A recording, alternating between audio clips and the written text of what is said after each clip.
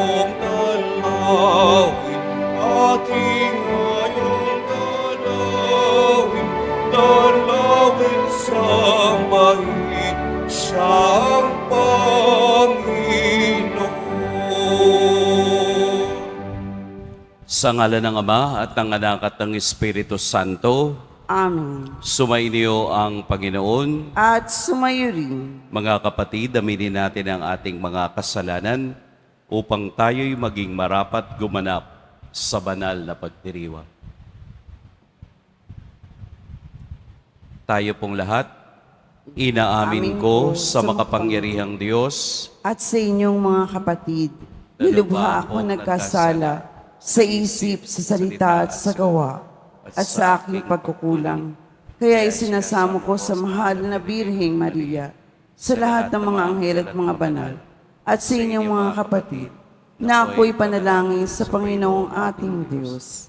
Kaawaan tayo ng makapangyarihang Diyos, patawarin tayo sa ating mga kasalanan at patnubayan tayo sa buhay na walang hanggan. Amen. Panginoon, kaawaan mo kami. Panginoon, kaawaan mo kami. Kristo, kaawaan mo kami. Kristo, kaawaan mo kami. Panginoon, kaawaan mo kami. Panginoon, kaawaan mo kami. Manalangin tayo. Ama naming makapangyarihan, ikaw ang tumanglaw sa lahat ng mga bansa. Ang mga hinirang mong tao ay iyong dulutan ng kasiyasiyang pamumuhay at puspusin mo ang aming kalooban ng liwanag na iyong pinasikat noon paman sa aming mga ninuno at magulang sa pamamagitan ni Hesukristo kasama ng Espiritu Santo magpa sa walang hanggan. Amen. Magsiupo na po na ang lahat. Pagbasa mula sa unang sulat ni Apostol San Juan. Minamahal kong mga kapatid, yamang gayong kadakila ang pag-ibig ng Diyos sa atin. Dapat din tayong mag-ibigan. Walang taong makakita sa Diyos kailanman. Ngunit kung tayo'y nag-iibigan, nasa atin siya at magiging ganap sa atin ang kanyang pag-ibig. Nalalaman nating nananatili tayo sa Diyos at siya naman sa atin sapagkat pinagkalooban niya tayo ng kanyang Espiritu. Nakita namin at pinatotohanang sinugo ng Ama ang kanyang anak bilang tagapagligtas ng sanlibutan. Ang nagpapahayag na si Jesus, ang anak ng Diyos, ay nananatili sa Diyos, at ang Diyos na may nananatili sa Kanya. Nalalaman natin at pinananaligan ang pag-ibig ng Diyos sa atin. Ang Diyos ay pag-ibig. Ang pagpapatuloy na umiibig ay nananatili sa Diyos, at nananatili naman sa Kanya ang Diyos. Ang pag-ibig ay nagiging ganap kung hindi natin kinatatakutan ang araw ng paghuhukom. Sapagkat tayo'y tulad ni Kristo, kahit nasa daigdig pang ito. Walang kalakip na takot ang tunay na pag-ibig, sapagkat pinapawi ng pag-ibig ang anumang pagkatakot. Hindi pa ganap ang pag-ibig ng sinumang natatakot, sapagkat ang takot ay kaugnay ng parusa. Ang salita ng Diyos. Salamat sa Diyos. Poon maglingkod sa iyo, tanang bansa nitong mundo. Poong naglilingkod sa iyo, tanang bansa nitong mundo. Turuan mo, Yahong Haring humatol ng katuwiran.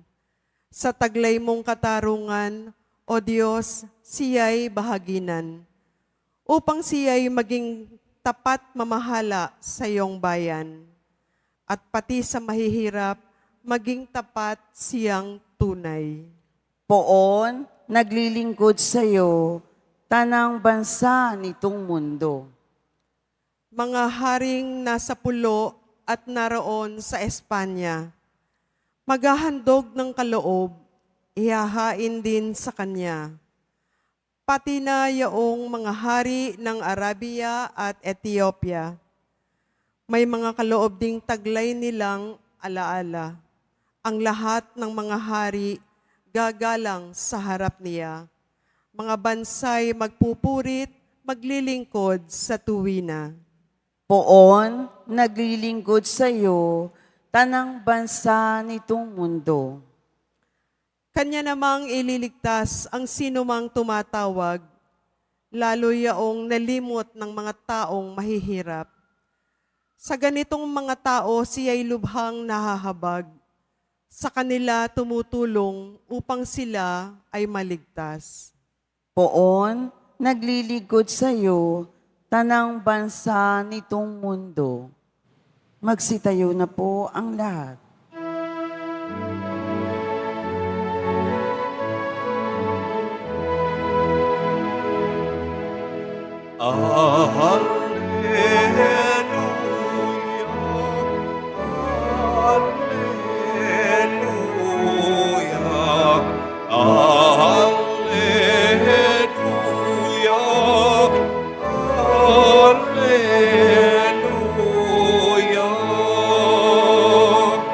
Si Kristo'y naging tao,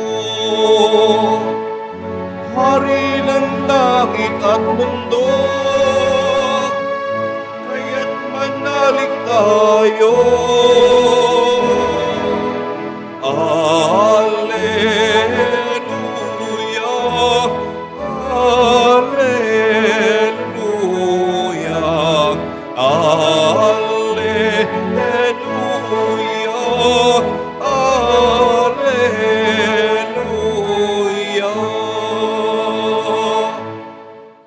Sumainyo ang Panginoon. At sumayo rin, Ang mabuting balita ng Panginoon ayon kay San Marcos. papuri sa iyo, Panginoon.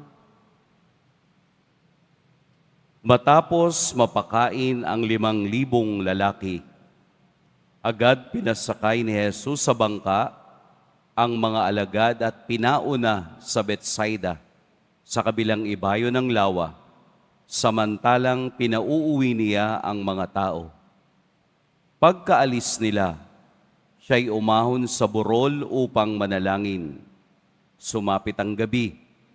Nasa laot na noon ang bangka, samantalang si Jesus ay nag-iisa sa katihan. Nakita niyang nahihirapan sa pagsagwa ng kaniyang mga alagad, sapagkat pasalungat sila sa hangin. At nang madaling araw na, sumunod sa kanila si Jesus na naglalakad sa ibabaw ng tubig. Lalampasan niya sana sila, ngunit nakita ng mga alagad na siya'y lumalakad sa ibabaw ng tubig, kaya't napasigaw sila. Ang akala nila'y multo at kinilabutan silang lahat. Ngunit agad niyang sinabi sa kanila, "Huwag kayong matakot, si Jesus ito. Lakasan ninyo ang inyong loob." Sumakay siya sa bangka at tumigil ang hangin. Sila'y lubhang nang gilalas, sapagkat hindi nila naunawaan ang nangyari sa tinapay. Hindi pa ito abot ng kanilang isip. Mga kapatid, ang mabuting balita ng Panginoon. Pinupuri ka namin, Panginoong Heso Kristo. Magsiupo muna po ang lahat. Magandang umaga po sa lahat. Magandang umaga po, Father. Atin pong purihin at dakilain ngayong umaga ang ating Poong Jesus Nazareno. Huwag kayong matakot. Ang takot po o fear ay normal, natural response ng tao sa sitwasyong mapanganib. Fear. Kapag po tayo ay natatakot, nawawala ang tamang isip at desisyon. Tama po ba? At lahat tayo ay nakaranas na ng pagkatakot. Yung iba nga hindi pa nangyayari, natatakot na, 'di ba? O kaya naman tinatakot tayo nung mga hula-hula na wala pa naman, pero it paralyzes our mind to think better. Nakatatakot ang takot. Tinatanggal nito ang talino at kaisipan ng tao. Mayroon dalawang uri ng pagkatakot. Meron po yung healthy at unhealthy. Yung healthy na takot, pag alam mong nakakita ka ng cobra, ano ang ginagawa mo? So umaalis ka. So that's healthy. Yung unhealthy daw ay yung nakaka-disrupt ng iyong isip na gumawa ng tama. Halimbawa, natatakot ka doon sa tao. So kapag natatakot ka doon sa tao, nawawala na yung tamang kaisipan kung anong response ang iyong gagawin. Halimbawa, sa boss mo, takot ka kasi para kang naka-apak sa numero. Lahat na lang ng gagawin mo, pinapansin. Lahat na lang ng ginagawa mo, parang mali. Kaya nagpo-produce ka ng takot. Ang ating ebanghelyo ay isang pagpapatunay na ang human response ng tao sa takot ay mawala ang kaniyang focus. Kaya si Jesus ay nag-assure agad sa kanila na huwag kayong matakot. Dahil sa kaniyang nakita sa mga alagad na ito, ang takot na gawa mismo ng karanasang nandoon sila. Sa ating ebanghelyo, parang normal na sitwasyon, pero mayroong ipinakikita sa atin sa likod nito. Una, bakit kailangang lumakad ni Jesus sa ibabaw ng tubig? Pwede naman siyang makisabay sa bangka. Ang sagot, nasa paanan ni Jesus kahit na ang kalikasan. Ang kaniyang pagkadiyos ay hindi pwedeng sansalain ng anumang kalikasan o natural order. Sapagkat siya ay Diyos, ipinakita niyang kahit na ang tubig ay nasa ilalim ng kaniyang kapangyarihan. Ikalawa, sa literatura ng mga Hudyo, ang kailaliman ng tubig ang tirahan ng masasamang espiritu. Kaya ipinakita ni Jesus, huwag kayong matakot dahil kung kayo ay nasa akin, hindi kayo makararamdam ng anumang pangamba sa inyong paglalakbay. Bakit kailangang madaling araw? Paano ba sila magbilang ng oras? Nung panahon na yon, binibilang ang oras sa 4. First watch, second watch, third watch, at fourth watch. Ibig sabihin, fourth watch, between 3 to 6. Ang kanilang pangingisda ay between 3 to 6. Kung saan mas makapangyarihan ang kalikasan. Sa pagpapakita ni Jesus na kahit na ang oras ay pasok at nasa ilalim ng kaniyang kapangyarihan. Muling inuulit ni Jesus sa atin ngayon na tayong mayroong mga takot sa buhay, ay ina-assure ni Jesus na huwag matakot. Tayo na nakararanas ng mga alon ng buhay ay mayroong kakapitan na makapangyarihan sa lahat. Tayo na hindi makapag-isip ng tama dahil sa takot na hindi pa man nangyayari, natatakot ka na, ay binibigyan ni Jesus ng assurance na katulad ng narinig natin sa unang pagbasa. Ang pag-ibig, ang tunay na pumapawi sa anumang takot na nararamdaman ng tao. Ano ang antidote ng fear? Trust. Tiwala. Ang antidote o kalaban ng takot ay tiwala. Trust in the Lord. Sapagkat ang taong mayroong tiwala sa Diyos, napapalitan ng pagmamahal dahil ito ang sandigan ng pagkakristyano. Ang palitan ng pagmamahal, ang takot na ating nararamdaman.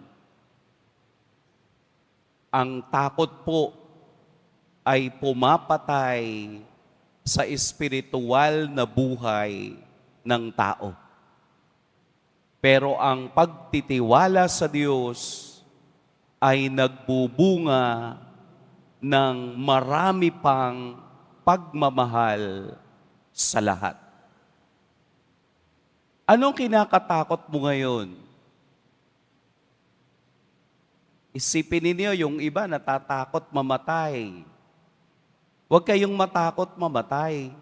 Kasi lahat tayo mamamatay. At hindi tayo mapupunta sa kaharian ng Diyos kung hindi natin mararanasan ang kamatayan.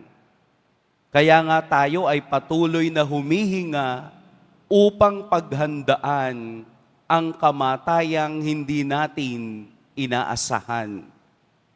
Kaya nga tayo ay patuloy na naniniwala at nagtitiwala sa Diyos dahil alam natin na sa kabilang buhay, tayo'y Kanya ring sasagipin sa kawalan. Huwag kayong matakot kung mayroong problema. Dahil ito naman talaga ang tinatakbo ng ating buhay. Ang maging matatag at magtiwala sa Diyos sa mga hindi inaasahang alon ng buhay.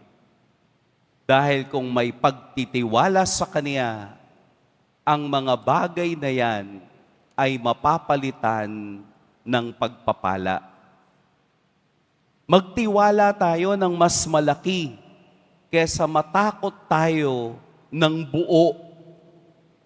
Mas magandang magtiwala sa Diyos dahil nakita na natin sa karanasan ng mga alagad na ang pagtitiwalang iyan ay nagbubunga ng pagkilala sa Diyos, ng pagsunod sa Diyos, ng pakikiisa sa Diyos, ng pakikiugnay sa Diyos. Dahil alam mo, within and deep in your heart, na ang Diyos ang huhulma sa ating buhay. Huwag nating hayaang maparalyze tayo ng takot na hindi natin kayang yakapin. Hayaan nating matakpan ang takot na ito ng pagtitiwala at pagmamahal ng Diyos. Pagpalain tayo ng poong may kapal.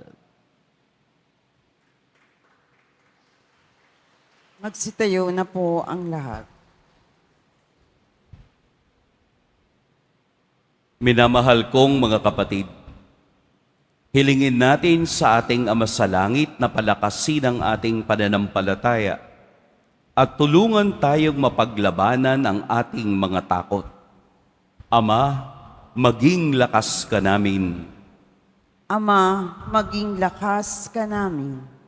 Ang simbahan sa buong mundo naway magpakita ng malalim na pananampalataya sa Diyos na ating Ama na siyang nagpapatnubay sa mga pangyayari sa mundo. Manalangin tayo. Ama, maging lakas ka namin.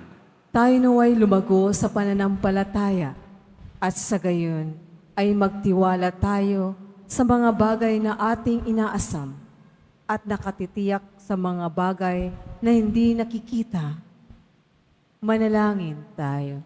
Ama, maging lakas ka namin. Ang mga naligaw sa landas ng buhay, naway makabalik ng ligtas sa kanilang tahanan. Manalangin tayo. Ama, maging lakas ka namin.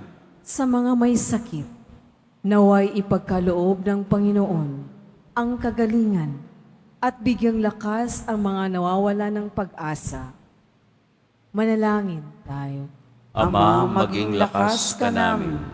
Ang mga yumao, naway maranasan ng walang katapusan ang kaganapan na mapanligtas na kapangyarihan ng Diyos na matagal nilang hinihintay. Manalangin tayo. Ama, maging lakas ka namin.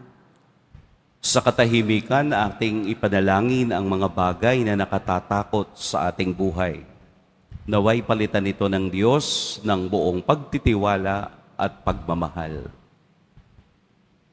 Amen. Ama naming nasa langit, batid namin na ipagkakaloob mo ang anumang hilingin namin sa ngalan mo. Nawa ay maging bukas lagi ang aming mga tenga sa iyong salita. Hiniling namin ito sa pamamagitan ni Kristong aming Panginoon. Amen. Magsiupo na po ang lahat.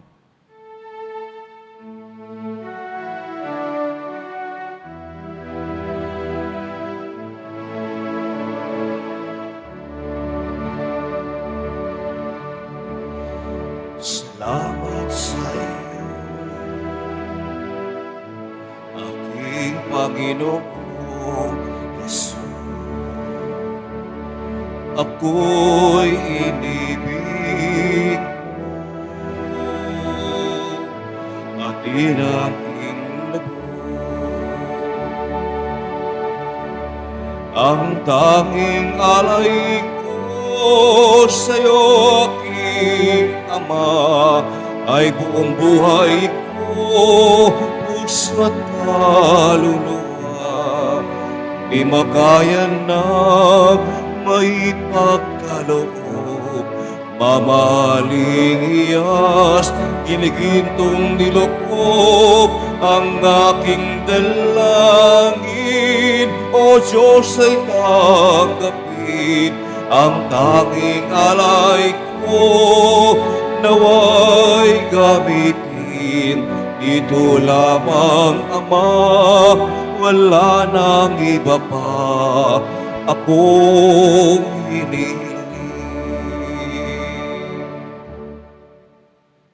Tayo na po ang lahat. Manalangin kayo mga kapatid upang ang paghahain natin ay kalugdan ng Diyos amang makapangyarihan. Tanggapin nawa ng Panginoon itong paghahain sa iyong mga kamay, sa kapurihan niya at karangalan, sa ating kapakinabangan at sa buong sambayanan niyang banal. Ama naming lumikha, ang tapat na pag-ibig at pagkakasundo ay sa iyo nagmumula. Ipagkaloob mo ang aming mahainan, ang aming mga alay, ang iyong kadakilaan, at aming mapagsaluhan sa banal na pakikinabang ang aming ipinagdiriwang. Sa pamamagitan ni Hesukristo, kasama ng Espiritu Santo, magpa sa walang hanggan. Amen. Sumainyo ang Panginoon. At sumayo rin. Itaas sa Diyos ang inyong puso at diwa. Itinaasa namin sa Panginoon. Pasalamatan natin ang Panginoong ating Diyos. Marapat na siya ay pasalamatan. Ama naming makapangyarihan, tunay ngang marapat na ikaw ay aming pasalamatan. sa pamamagitan ni Jesucristo na aming Panginoon, sa katauhan ng iyong isinugong Mesiyas, nahayag sa amin ang katuparan ng iyong balak. Ngayon nga ay iyong ipinakikita sa tanan ang liwanag na tumatanglaw sa sangkatauhan. Sa pagpapahayag ng anak mong ginigiliw, na siya ay hindi naiiba sa amin, minarapat mong sa pagkatao namin magningning ang kariktan ng kadakilaan niyang di magmamaliw. Kaya kaisa na mga anghel na nagsisiawit ng papuri sa iyo, nang walang humpay sa kalangitan, kami nagbubunyi sa iyong kadakilaan.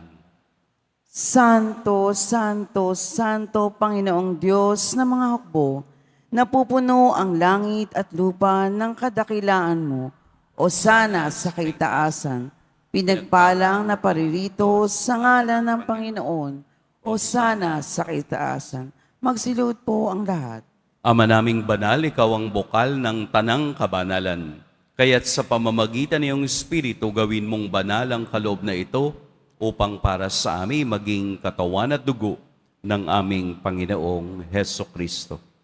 Bago niya pinagtiis ang kusang loob na maging handog, hinawakan niya ang tinapay, pinasalamatan kaniya, pinaghati-hati niya iyon, iniabot sa kaniyang mga alagad at sinabi, "Tanggapin ninyong lahat ito at kanin.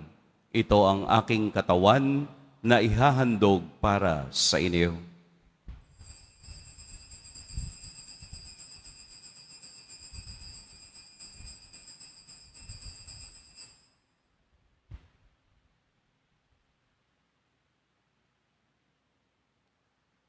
Gayun din naman noong matapos ang hapunan, hinawakan niya ang kalis, muli kaniyang pinasalamatan, inabot niya ang kalis sa kaniyang mga alagad at sinabi, "Tanggapin ninyong lahat ito at inumin. Ito ang kalis ng aking dugo. Nang bago at walang hanggang tipan, ang aking dugo na ibubuhos para sa inyo at para sa lahat, sa ikapagpapatawad ng mga kasalanan.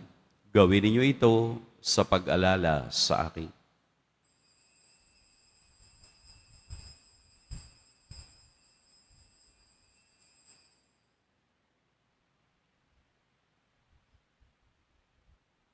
Magsitayo na po ang lahat.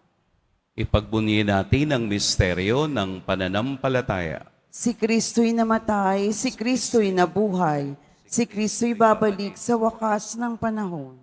Ama, ginagawa namin ngayon ang pag-alala sa pagkamatay at muling pagkabuhay ng iyong anak.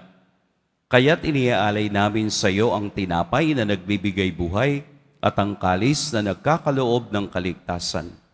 Kami nagpapasalamat dahil kami iyong minarapat na tumayo sa harap mo para maglingkod sa iyo. Isinasamo namin kaming magsasalo-salo sa katawan at dugo ni Kristo ay mabuklod sa pagkakaisa sa pamamagitan ng Espiritu Santo. Ama, lingapin mo ang iyong simbahang laganap sa buong daigdig.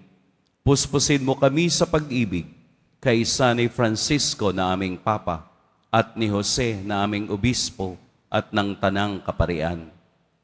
Alalahanin mo rin ang mga kapatid naming nahimlay nang may pag-asang sila'y muling mabubuhay, gayon din ang lahat ng mga pumanaw.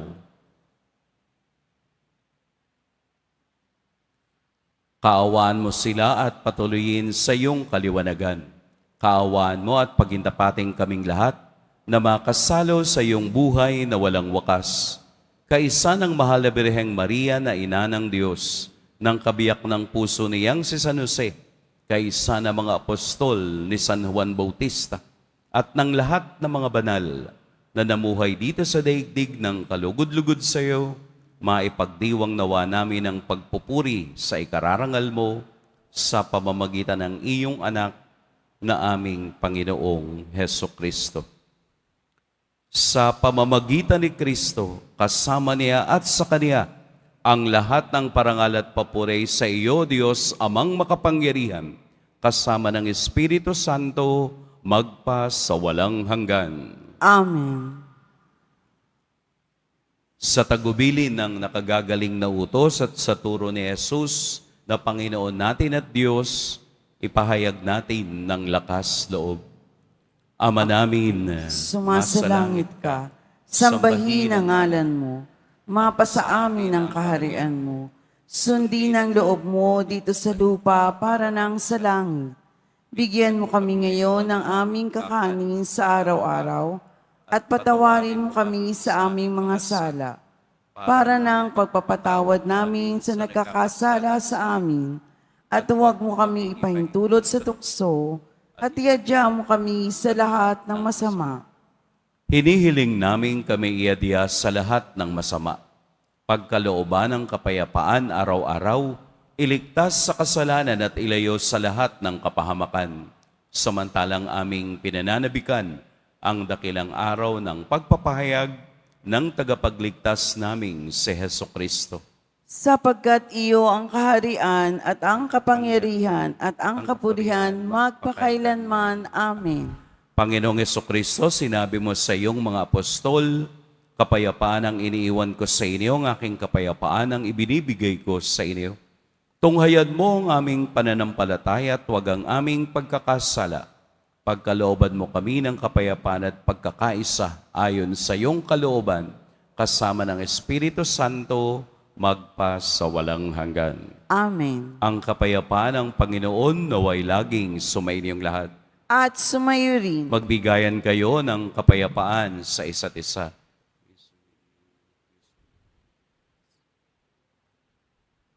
Kordero ng Diyos na nag-aalis ng mga kasalanan ng sanlibutan, maawa ka sa amin.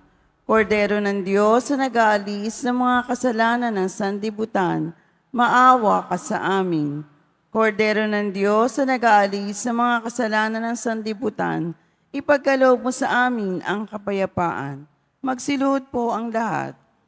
Narito si Jesus ang patuloy na nagsasalita sa ating huwag kayong matakot. Ito ang kordero ng Diyos. Ito ang nag-aalis sa mga kasalanan ng sanlibutan. Mapapalad ang inaanyayahan sa kaniyang piging. Panginoon, hindi ako karapat-dapat na magpatuloy sa iyo, ngunit sa isang salita mo lamang ay gagaling na ako. By the body and blood of Christ.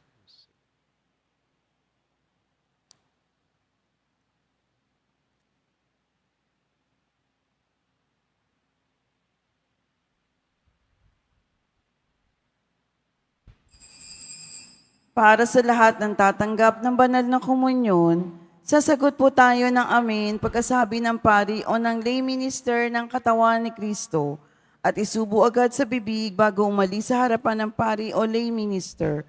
Sumunod po tayo.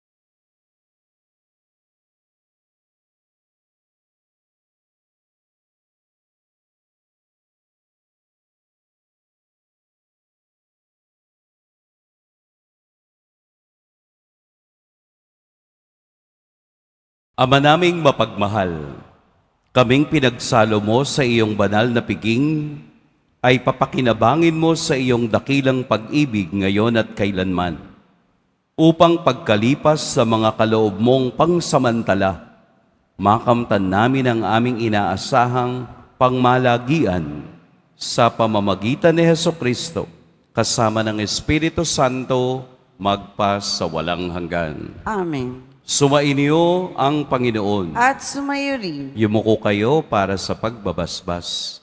Mahal na poong Jesus Nazareno, inihayag mo sa pamamagitan ng krus ang walang maliw na pag-ibig ng Diyos sa sangkatauhan. Pakinggan mo ang kahilingan, lalo na para sa mga nangangailangan ng iyong tulong at awa. Makamtan nawa namin ang iyong kasagutan na may utang na loob na tinatanaw. Basbasan din po ninyo itong mga imahen at dasalan upang lalo kaming manalangin at magtiwala. Sa pamamagitan ng bendisyon na ito, naway lalo kaming maging mapaglingkod, masunurin at tapat sa iyo na aming maluwalhating Panginoon, magpas sa walang hanggan. Amen. At pagpalain kayo ng makapangyarihan at mapagmahal na Diyos, ang Ama at Anak at Espiritu Santo. Amen. Humayo kayong taglayang kapayapaan ng Poong Jesus Nazareno. Salamat sa Diyos.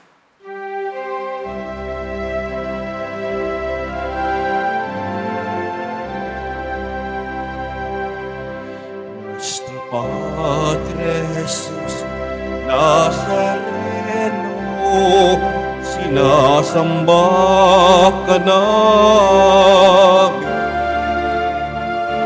Pinipinto ka namin, aral mo ang aming buhay at kaligtasan. Nuestro Padre Jesus Nazareno, iligtas mo kami sa kasalanan. Ang krus mong kinamatayan ay sagisag ng aming kaligtasan.